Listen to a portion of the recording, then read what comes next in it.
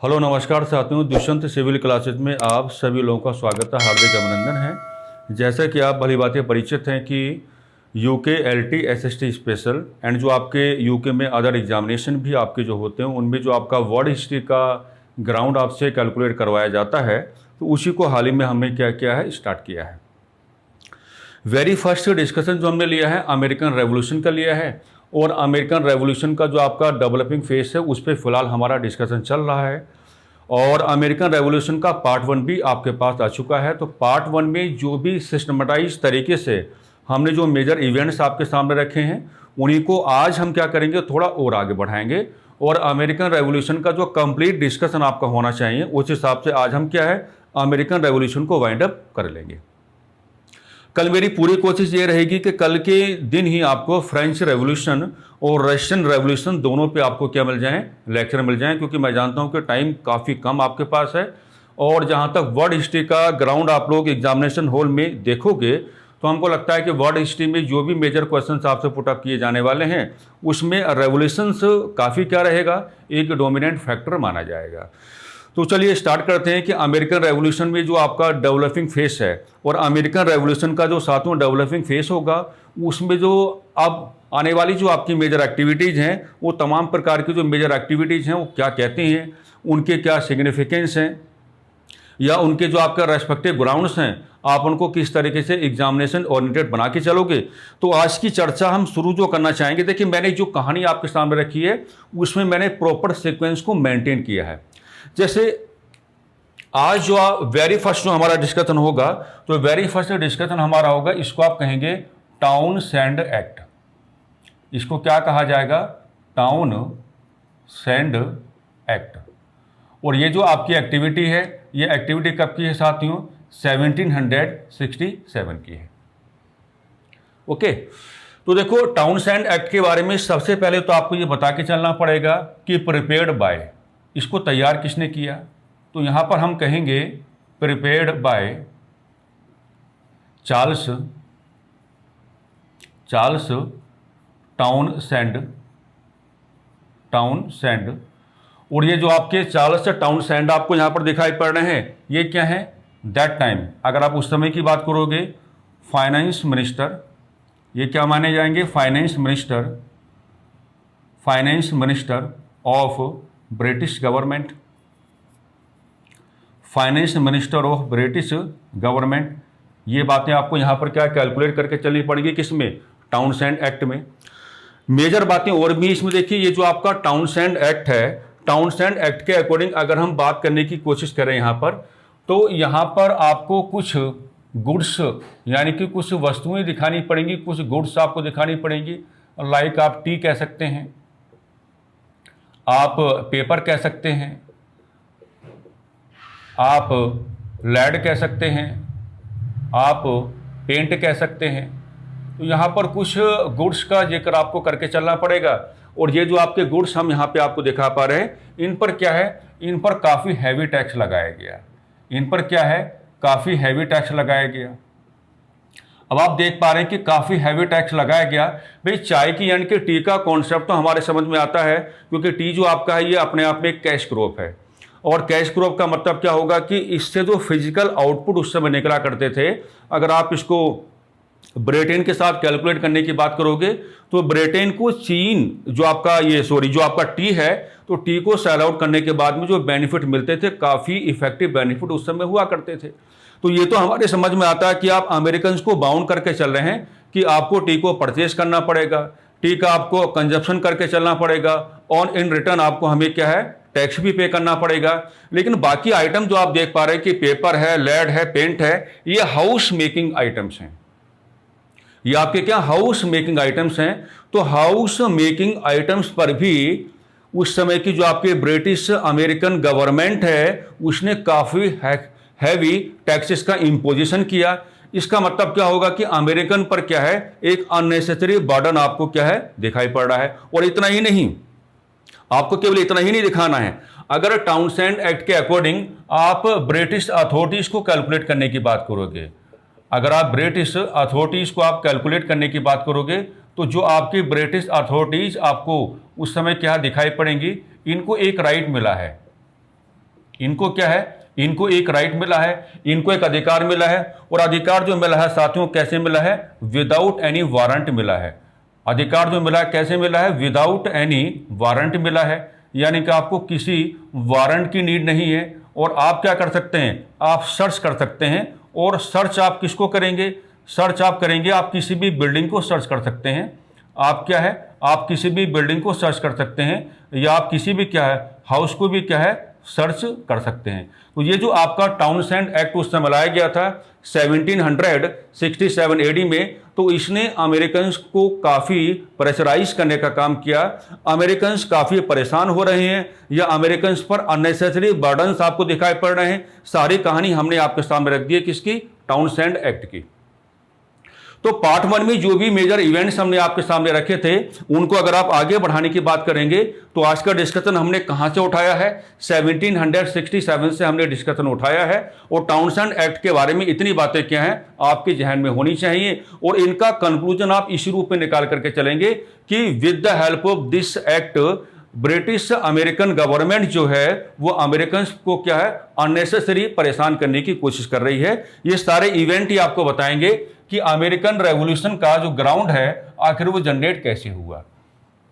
तो आज का जो वेरी फर्स्ट डिस्कशन हम लोग का रहा साथियों, रहा किसके बारे में, टाउनशेंड एक्ट के बारे में रहा। अब ये जो आपका टाउनशेंड एक्ट है यही आपको नेक्स्ट इवेंट देने वाला है, और जो आपका नेक्स्ट इवेंट आपके सामने आएगा उसको हम कहेंगे क्या, आइए देखते हैं कि उसको आप किस रूप में कैलकुलेट करके चलने की बात करेंगे। इसको हम कहेंगे बोस्टन मैसेस्कर। क्या कहेंगे, बोस्टन मैसेस्कर। और ये जो आपका बोस्टन मैसेस्कर है इसका ईयर भी आपको बता के चलना पड़ेगा, क्योंकि सीक्वेंस आपको जनरेट करना है। तो हम कहेंगे 1770 एडी। हम क्या कहेंगे, 1770 एडी, यानी कि 1770 ईस्वी की बात है। सबसे पहले आपको ये बताना पड़ेगा कि जो आपका बोस्टन मैसेस्कर है इसका नेतृत्व किसने किया, तो हम सीधा कहेंगे led by Samuel Adams. Led by Samuel Adams, इसका नेतृत्व उस समय किसने किया था, सैमुअल एडम्स की ओर से किया गया था। और असल में इसमें जो आपके अमेरिकन्स हैं, यहाँ पे आपको एजिटेशन ऑफ अमेरिकन जोड़ के चलना पड़ेगा। एजिटेशन ऑफ अमेरिकन्स आपको जोड़ के चलना पड़ेगा, यानी कि जो अमेरिकन्स हैं उनका विरोध आपको जोड़ के चलना पड़ेगा। और उनका विरोध आप किसके विरुद्ध जोड़ेंगे, अगेंस्ट विच, किसके विरोध में जोड़ेंगे, तो अगेंस्ट विच का जो ग्राउंड आपको बताना पड़ेगा। तो सीक्वेंस आपको मेंटेन करके चलना है। तो आप सीधा यहां पर बता सकते हैं, जिसको आप क्या कहेंगे, टाउनशेंड एक्ट, है ना। यानी कि ये इवेंट आपका 1770 का इवेंट आपके सामने आता है, और इसको लीड करने का जो काम किया है, तो मैंने कहा कि इसका नेतृत्व कौन करेंगे, सैमुअल एडम्स आप करेंगे।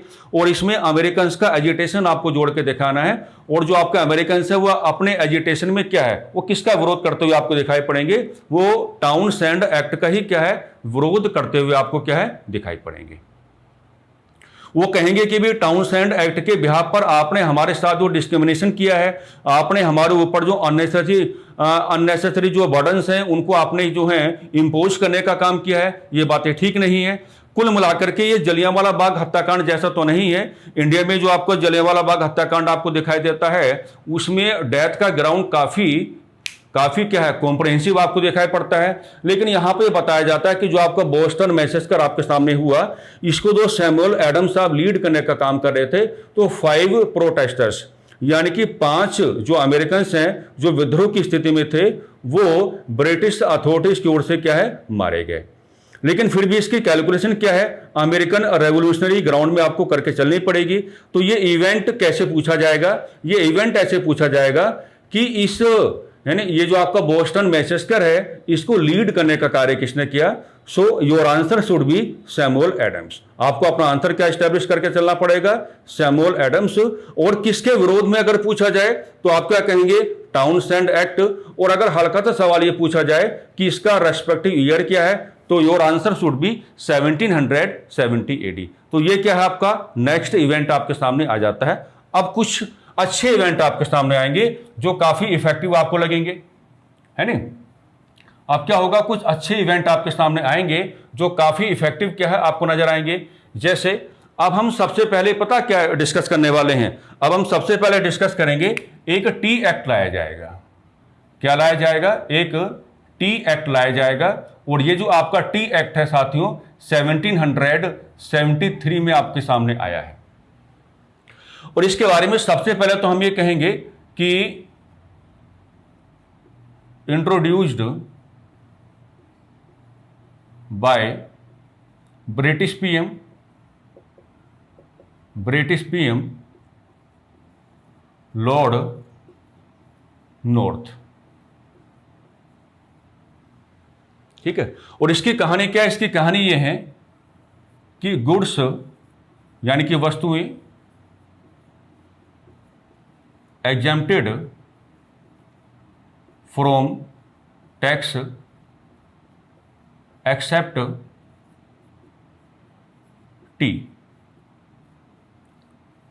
टी, यानी कि टाउनसेंड एक्ट के बिहाफ पर आपने पेपर को भी टैक्स का सब्जेक्ट बनाया है ना, आपने पेन को भी क्या है टैक्स का सब्जेक्ट बनाया। लेकिन यहां पर जो आपका टी एक्ट है जो 1773 एडी में आपके सामने आता है, जिसका इंट्रोडक्शन आप किसकी ओर से दिखाएंगे, उस समय के जो आपके ब्रिटिश प्राइम मिनिस्टर हैं उनका नाम क्या है, लॉर्ड नॉर्थ। इसमें कहा गया कि हम उन तमाम प्रकार की वस्तुओं से टैक्स हटाते हैं, लेकिन जो आपका टी है, जो चाय है, इस पर टैक्स लगा रहेगा। और हमको ये लगता है कि हमको ये भी यहां पे विचार करने की आवश्यकता है, यहां पर क्या है कि टी एक्ट के बिहाफ पर अमेरिकन को काफी ग्रेविटी में जाकर के प्रेशराइज किया गया और कहा गया कि भाई टी को आपको परचेस भी करना है, टी का आपको कंजप्शन भी करके चलना पड़ेगा, और इन रिटर्न जो भी आपका टैक्स है वो आपको गवर्नमेंट को क्या है पे करके चलना पड़ेगा। आप चाय पीना चाहते हैं या नहीं चाहते हैं, आपका मन चाय पीने का है या नहीं, डजंट मैटर, लेकिन चाय अपने आप में क्या बहुत ही नेसेसरी गुड्स वहां पे दिखाई पड़ती है। तो टी एक्ट के बिहाफ पे वहां की जो ब्रिटिश गवर्नमेंट है उसने थोड़ा रिफॉर्म तो करा के दिखाया, लेकिन उसने बाद में यह कहा कि हम सारी वस्तुओं से क्या टैक्स हटा लेते हैं, जैसे मैंने आपको लेकर के दिखाया कि goods exempted from tax except tea, लेकिन चाय पर जो है टैक्स अभी भी क्या है बना रहा है। और उस समय माहौल ऐसा बन गया अमेरिका में कि जिस तरीके से चाय को लेकर के अमेरिकन को आप प्रेशराइज करने की बात कर रहे हैं, और अमेरिकन इन रिटर्न क्या कहेंगे, हम लोग रेडी नहीं है भाई, हमारा मन है हम चाय को परचेस करें या ना करें। अगर हम चाय को परचेस ना करने का अगर हमारा मन है तो हम चाय को परचेस नहीं करेंगे। तो अमेरिका में जो आपकी वहां की कॉलोनीज हैं वहां पर एक ऐसा एनवायरमेंट आपको दिखाई पड़ता है कि लोग प्रोटेस्ट करना स्टार्ट कर देते हैं कि भैया अमेरिका में हम चाय का प्रवेश नहीं होने देंगे। तो इससे इवेंट आपका क्या जोड़ेगा, इससे इवेंट आपको जोड़ेगा जिसको आप क्या कहेंगे, event of Boston T party, event of Boston T party. और इसका डेट आप लेके चलेंगे 16 दिसंबर 1773 एडी। और यहां से बड़ा फेमस क्वेश्चन जो आपसे पुटअप किया जाता है वो ये पुटअप किया जाता है कि भाई नेतृत्व किसने किया, तो आप कहेंगे लेड बाय सैमुअल एडम्स, है ना।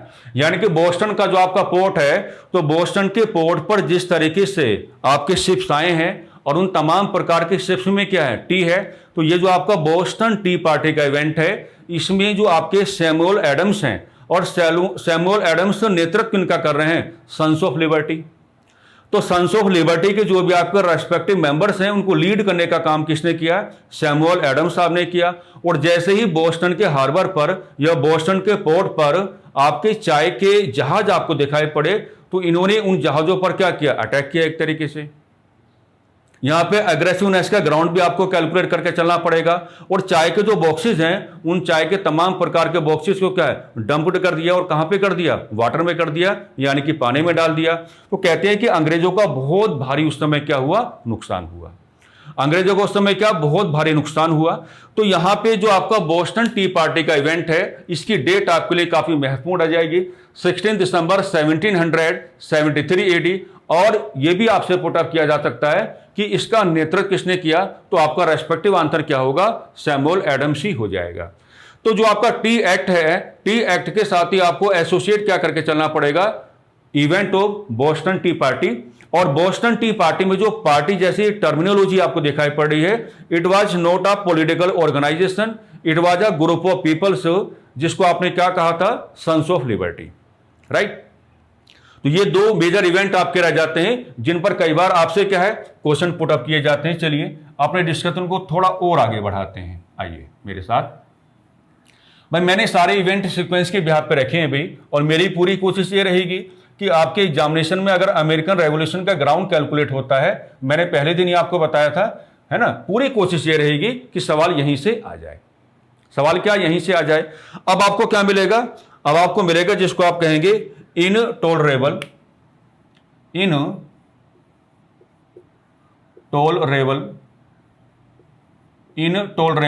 एक्ट, और ये कब आएगा आपका, 1774 में आएगा, है ना।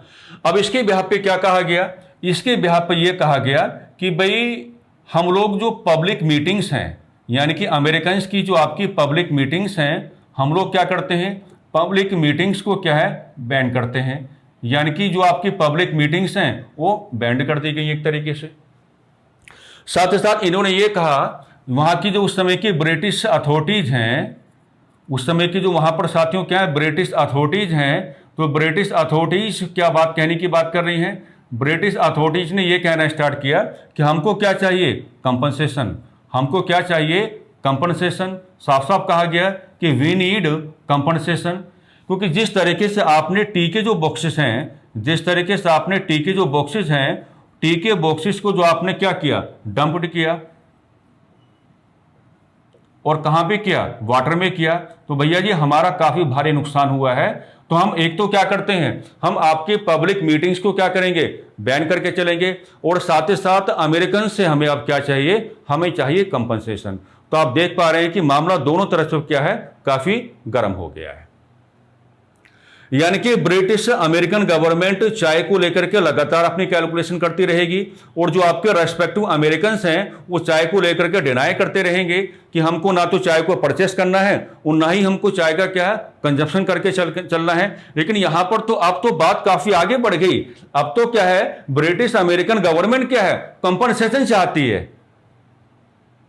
क्या चाहती है, कंपनसेशन चाहती है ना। देख लो क्या हो रहा है केवल एक चाय को लेकर के, क्योंकि चाय मैं बार बार कह रहा हूं कि कैश क्रॉप है, और ब्रिटेन के लोगों को काफी फिजिकली क्या है, बेनिफिट दे करके चल रही है। तो जो वहां पर 13 कॉलोनीज रही उस समय, उनमें चाय को ये क्या करना चाहते हैं, एक तरीके से सेंट्रलाइज करना चाहते हैं। अब मामला किसका बनेगा, यहां से नेक्स्ट ग्राउंड जो आप उठाएंगे उसको आप कहेंगे फर्स्ट कॉन्टिनेंटल कांग्रेस, और इसका ईयर आप क्या लेके चलेंगे, 1774 एडी, है ना। और देखो यहीं से कांग्रेस जैसी जो आपकी शब्दावली है आप उसका जुड़ाव भी करके चलेंगे, है ना। कहते हैं कि कांग्रेस अपने आप में एक ऐसी टर्मिनोलॉजी है जिसका मतलब क्या होगा, ग्रुप ऑफ पीपल्स होगा। जैसे भारत में भारतीय राष्ट्रीय कांग्रेस आपको दिखाई पड़ती है, तो भारतीय राष्ट्रीय कांग्रेस के साथ जो कांग्रेस जैसी शब्दावली का जुड़ाव आपको दिखाई पड़ रहा है, इसके बारे में भी कई बार सवाल पुटअप किया जाता है कि इसको आपने कहां से डिराइव किया था, तो आप कहेंगे अमेरिका, सीधी सी बात है। तो ये जो आपका फर्स्ट कॉन्टिनेंटल कांग्रेस है, ये 1774 एडी में क्या होती है, कन्वीन्ड होती है।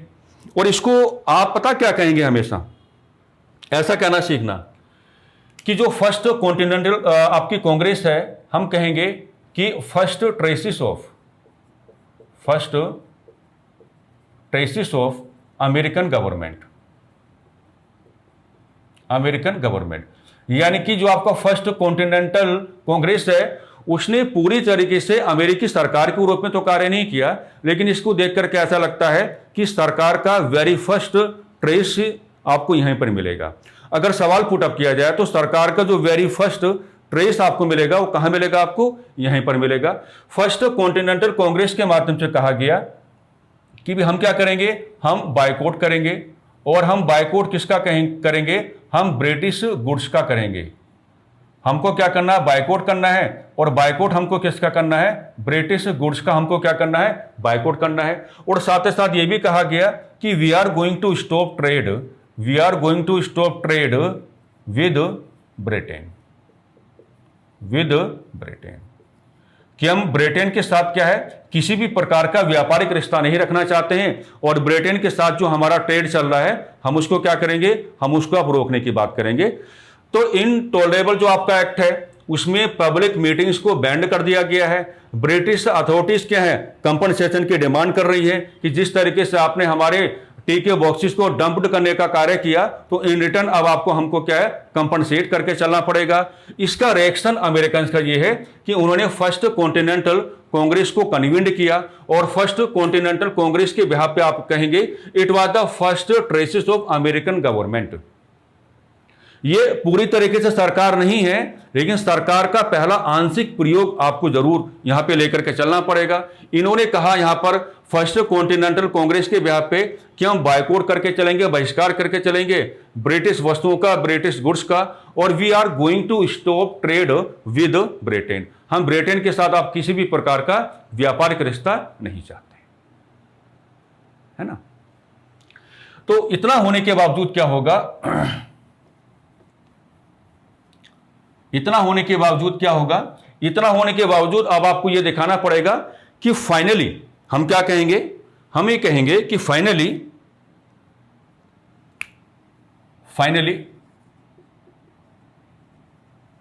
इन 1775 एडी अमेरिकन रेवोल्यूशन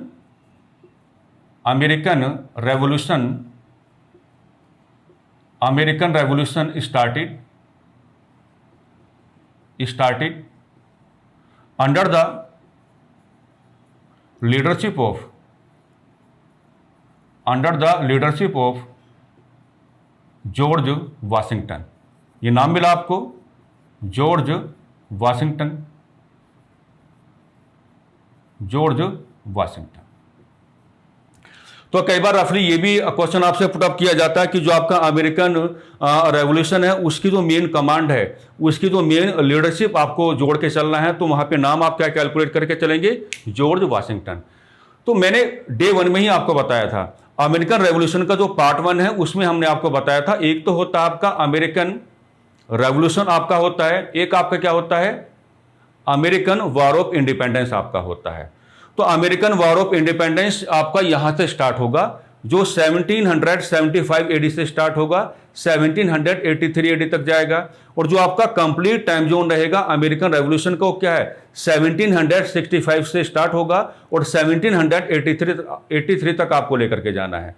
तो 1765 से 1775 के बीच में आपको ये सारे मेजर इवेंट्स आपको दिखाने पड़ेंगे, जो फाइनली क्या है, इमरजेंस देने का कार्य करेंगे, किसको, अमेरिकन वॉर ऑफ इंडिपेंडेंस को। तो फाइनली आप ये कहेंगे कि finally in 1775 AD American revolution started specially under the leadership of George Washington. Okay, चलिए थोड़ा और चीजों को आगे बढ़ाते हैं। कुछ ग्राउंड और भी हैं अभी जो काफी इफेक्टिव हैं और आपके एग्जामिनेशन पॉइंट ऑफ व्यू से क्या रहेंगे, कैलकुलेटिव भी रहेंगे। ओके, चलिए देखो, मैं यही उम्मीद करके चलूंगा कि आप इस कॉन्सेप्ट के बारे में जानते होंगे। इस कॉन्सेप्ट को क्या कहा जाता है, कॉमन सेंस। कॉमन सेंस, अब समझो मेरी बातों को। कॉमन सेंस क्या है, वन टाइप ऑफ पंपलेट। ये एक प्रकार का क्या पंपलेट है। और देखिए, पहली बात तो क्या है कि कॉमन सेंस का एसोसिएशन आप कहां कर पाएंगे, ये क्वेश्चन आपसे पुटअप किया जा सकता है। तो इसका एसोसिएशन आपको कहां पर स्टैब्लिश करना है, मेरे साथी क्या कहेंगे, अमेरिकन रेवोल्यूशन के साथ। किसके साथ करेंगे, अमेरिकन रेवोल्यूशन के साथ आप लोग करके चलेंगे। अगर आपसे क्वेश्चन ये पुटअप किया जाता है कि कॉमन सेंस को लिखने का कार्य किसने किया, तो आप क्या कहेंगे, wrote by Thomas Paine. Thomas Paine, इसको लिखने का कार्य किसने किया था, थॉमस पेन ने किया था। और ये जो आपको कॉमन सेंस है, है ना, हम कह सकते हैं कि इन द एमिडेस्ट ऑफ 13 कॉलोनीज, यानी कि 13 प्रकार के जो उपनिवेश वहां पे आपको दिखाई पड़े थे, उन उपनिवेशों में ये जो आपका कॉमन सेंस जैसा पंपलेट आपके सामने आया है, तो हम कहेंगे वाइडली सर्कुलेटेड, बहुत व्यापक पैमाने पर इसको क्या उस समय बांटा गया। और एक बात आप कहेंगे कि जो आपका कॉमन सेंस जैसा पंपलेट आपको दिखाई पड़ता है ना, फॉर द फर्स्ट टाइम, ये क्वेश्चन बहुत इंपॉर्टेंट है, for the first time it demanded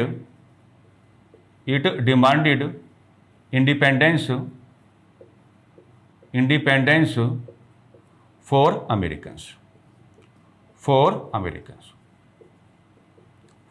Americans, यानी कि सबसे पहले इसी के बिहाफ पे क्या है, सबसे पहले इसी के बिहाफ पे आपको कैलकुलेट करके चलना पड़ेगा कि वहां पर स्वतंत्रता की जो डिमांड है, यानी कि स्वतंत्रता संबंधी जो मांग है, वो आपके सामने आती है एक तरीके से। तो मैं चाहूंगा कि आप इस व्यवस्था को थोड़ा ऑब्जर्व करके चलें, क्योंकि कॉमन सेंस काफी इंपॉर्टेंट है। और कॉमन सेंस का एसोसिएशन आप किसके साथ करके चलने वाले हैं, अमेरिकन रेवोल्यूशन के साथ आप करके चलने वाले हैं। ये एक प्रकार का क्या माना जाएगा, आपका पंपलेट माना जाएगा। और इस पंपलेट को लिखने का कार्य किसने किया है, थॉमस पेन ने किया है। किसने किया है, थॉमस पेन ने किया है। और ये जो आपका थॉमस पेन वाला जो, तो आप बाद में कहेंगे कि specially in the amidst of 13 colonies, 13 प्रकार के उपनिवेश जो आपको दिखाई पड़े थे, उनके बीच में क्या है, उनके बीच में काफी वाइडली इसको क्या है, सर्कुलेट करवाया गया। और इसी के बिहाफ पर सबसे पहली बार क्या है, इंडिपेंडेंस जैसी डिमांड जो है वो क्या है साथियों, आपके सामने आ रही है। डन, यहां तक कोई डाउट आपको मेरे हिसाब से तो नहीं होना चाहिए। चलिए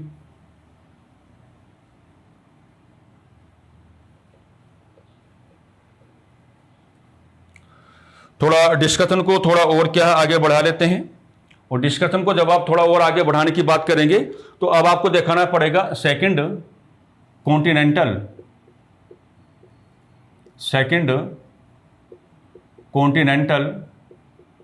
कांग्रेस कन्वीन्ड ऑन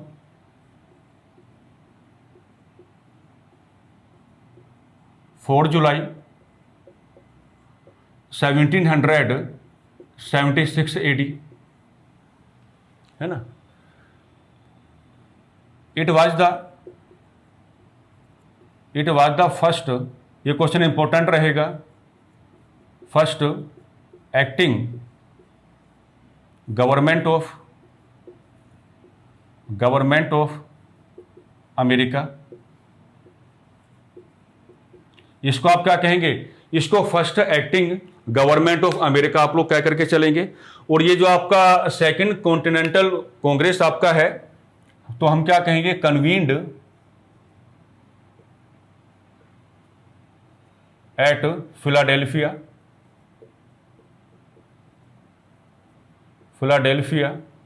इसका आयोजन कहां पे हुआ था, फिलाडेल्फिया में हुआ था।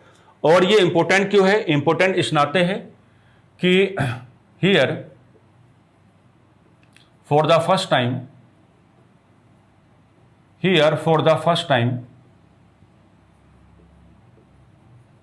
American Declaration of Independence adopted। ये इंपॉर्टेंट रहेगा, कई बार क्वेश्चन आ चुका है कि ये इवेंट आपको कौन सी कॉन्टिनेंटल कांग्रेस में आपको जोड़ के चलना पड़ेगा। तो जो आपका सेकेंड कॉन्टिनेंटल कांग्रेस हम आपको दिखा पा रहे हैं, इसी में आप बताएंगे कि here for the first time American declaration of independence adopted, है ना। और ये जो आपका डिक्लेरेशन है, इसके साथ ये भी जोड़ के चलेंगे कि रोड बाय थॉमस जेफरसन,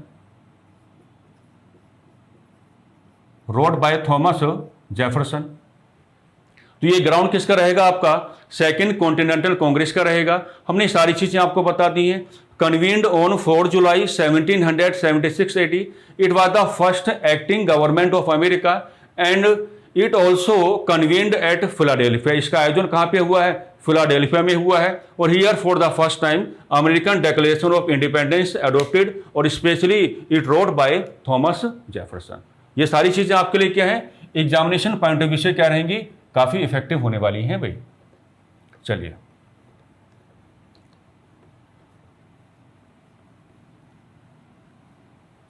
अब मान लीजिए आपसे क्वेश्चन क्या पुट अप किया जाएगा, ये कई बार यूके ट्रिपल ने इस पे बातें की भी हैं, राइट, कि अगर मैं कहूं कि एंड ऑफ अमेरिकन रेवोल्यूशन, तो देखिए आपको क्या क्या याद रखना पड़ेगा कि एंड कब हुआ, अमेरिकन क्रांति की समाप्ति कब हुई है? 1781 एडी में, 1781 एडी में आप लोग लेकर के चलेंगे। और क्या बताएंगे? When general Lord Cornwallis, important नाम है ये, लॉर्ड कॉर्नवालिस सरेंडर्ड कहां? At Yorktown. तो यहां पर तीन प्रकार की चीजें आपके सामने आ रही हैं कि अगर आपको एंड ऑफ अमेरिकन रेवोल्यूशन अगर आपको दिखाना हो तो कब बनेगा? 1781 एडी में बनेगा। और उस समय मेजरली जो जनरल आपको लेकर के चलना है, तो मेजरली जो जनरल आप लोग लेकर के चलेंगे तो क्या होगा आपका? लॉर्ड कॉर्नवालिस साहब हो जाएंगे। और इन्होंने सरेंडर कहां पर किया था? वेयर? तो आपका आंसर क्या होगा? यॉर्क टाउन हो जाएगा। इसके बाद एक मिलेगा आपको जिसको आप कहेंगे treaty of Paris. Treaty of Paris important है, 1783 एडी का इवेंट है, 1783 का इवेंट है। और ये जो आपका ट्रीटी ऑफ पेरिस है, इसका मतलब क्या होगा? इसका मतलब ये होगा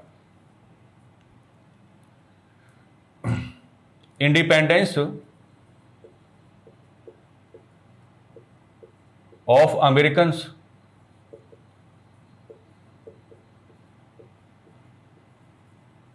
रिकॉग्नाइज्ड बाय ब्रिटिश गवर्नमेंट। तो कई बार क्वेश्चन ये भी होगा कि ऐसी कौन सी ट्रीटी आपको दिखाई पड़ती है जिसने अमेरिकन रेवोल्यूशन को समाप्त कराने का कार्य किया? So your answer should B treaty of Paris, है ना। और ट्रीटी ऑफ पेरिस जो पेरिस है, इसके बिहाफ पे आप ये भी कह करके चलेंगे कि इसी संधि के बिहाफ पे, है ना, फाइनली जो आपका इंडिपेंडेंस ऑफ अमेरिकन है, it was recognized, it was accepted by British government. तो हमने दोनों चीजें आपको बता दी हैं। और ये सारे के सारे जो हैं मेजर इवेंट हमको मेजर जो इवेंट हैं, ये सारे के सारे मेजर इवेंट क्या हैं, हमने आपके सामने क्या यहां पर इस्टेब्लिश किए हैं। आप कुछ नया आपको सिखाते हैं।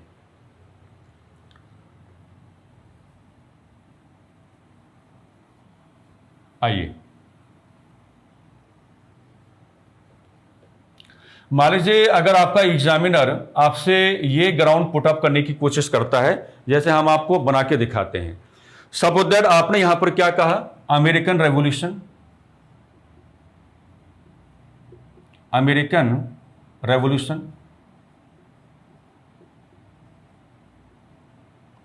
तो अमेरिकन रेवोल्यूशन की मेजर डिमांड आप क्या बताएंगे? मेजर डिमांड आप क्या बताएंगे? इंडिपेंडेंस। मेजर डिमांड आप क्या बता के चलेंगे? Independence against the political control, against the political control of Britain. Okay. लेकिन अगर वो थोड़ा सा आपको कंफ्यूज कर दे और कंफ्यूज करके आपसे ये पुट अप कर ले, इसका मेन स्लोगन क्या था? आप इसको मेन स्लोगन कह सकते हैं, मुख्य नारा कह सकते हैं, या आप कह सकते हैं कि इसका आइडियल सेंटेंस क्या था? इसका आइडियल सेंटेंस क्या था? आदर्श वाक्य क्या था? तो आदर्श वाक्य क्या था? No representation, no representation, no tax. यानी कि अमेरिका में जो ब्रिटिश गवर्नमेंट की 13 कॉलोनीज आपको दिखाई पड़ रही हैं, उनकी एक इनिशियली एक पॉलिटिकल डिमांड भी बनी थी। उनका कहना यह था कि जो 13 कॉलोनीज यहां पर हैं, एवरी कॉलोनी से एक पर्सन को बाहर निकाला जाए और उसको ब्रिटिश पार्लियामेंट का पार्ट बनाया जाए और उसको ये ड्यूटी दी जाए कि वो अपनी कॉलोनी को क्या है, ब्रिटिश पार्लियामेंट में रिप्रेजेंट करने का कार्य करेगा। तो जो आपके ब्रिटिश ऑफिसर्स हैं उन्होंने डिनाई कर दिया। तो शुरुआत से ये सेंटेंस या जो आपका आदर्श वाक्य लगातार वहां पे रहा कि no representation and no tax. ठीक है। अच्छा, अगर मान लीजिए आपसे वो ये पुटअप करता है कि सिग्निफिकेंस ऑफ